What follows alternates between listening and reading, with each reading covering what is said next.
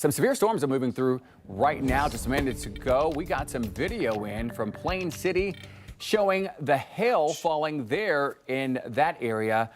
Jerry, explain what we're seeing here, and I guess this coming from one of those strong thunderstorms? Yep. So right in central Ohio, we just had one severe thunderstorm, and as you saw, it just came through Plain City. I'm going to show you the swath of that hail and some damage possible. In addition to that, we also saw some 60-mile-an-hour wind gusts from some of those storms. So we're not out of the woods yet. That particular storm is moving northeast at about 45 miles an hour toward Knox and Morrow and Mansfield. Those areas are under the gun, and we'll track that for you in a minute. There are reinforcements, as I said, more storms to the south of Columbus moving in.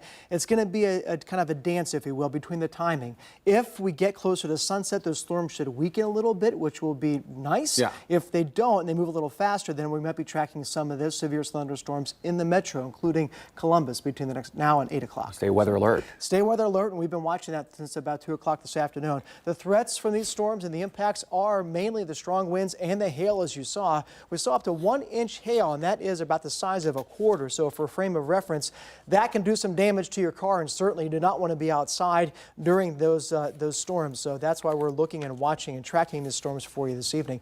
Most notably, that storm quickly moving out of Delaware County. That severe thunderstorm warning is ended for you, but off toward the north and the east, where you're carrying that severe thunderstorm threat for Knox, Marion, Morrow, and Richland County until 6 p.m. And you see down to the south, that's what I'm talking about by reinforcements across parts of Fayette County, down toward Pickaway and Ross County. Some of those thunderstorms earlier were severe, but right now they are not severe, but that's what we're watching heading toward the metro, toward Columbus in the next 60 to 90 minutes. Right now, this is the hail track right through Plain City, right up to the just south of Delaware, just northwest of Dublin and north of Powell, missing Westerville, missing Marysville. So that hail swath, Andrew, was not very wide, but where it did come down, it came down with a vengeance. And we said again, around 1 inch, around quarter-size hail for those locations. As we look at what the rest of the evening holds, there's that storm quickly moving off to the northeast at about 45 miles an hour.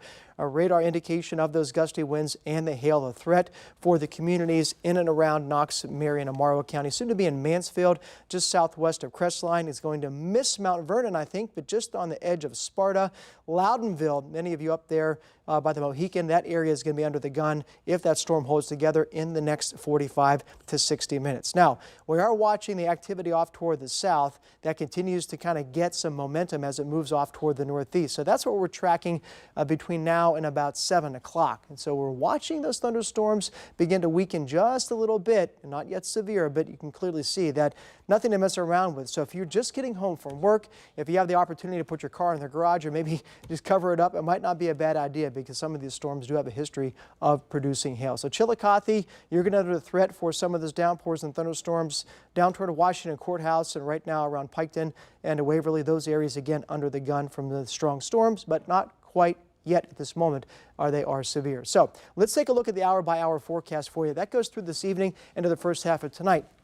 This moves ahead till about 6:30 p.m., doing a very good job of capturing the location of this particular band between Circleville and Logan and MacArthur, lifting off toward the northeast, impacting Fairfield County and Lancaster in the next 60 to 90 minutes. There are more storms south of that. If these hold together, this is just after sunset, right around 8 to 9 p.m. Again, most of that action in this next wave will be south and east of I-71. Notice, too, north and west, we're in the 50s, and that cooler air, kind of a stabilizing effect. Where we're still in the mid-60s, this is still enough moisture and some energy that we could see some storms firing between 9 and 10 o'clock. Once we get toward midnight tonight, overall, we'll see some showers and rain and downpours and maybe a rumble of thunder, but I think the risk of strong to severe weather will diminish quickly. So much that by tomorrow morning, 7 a.m., I expect the main area of rain to move out. 10 o'clock in the morning, we're dry, may even see a bit of sunshine, but don't get too excited because noon to about 5 p.m., that sun's going to pop a few more showers and maybe a couple of thunderstorms with some small hail between 2 and about 6 p.m. Once the sun sets tomorrow, things will definitely settle down, but also cool down significantly as we get into Sunday and Monday of next week.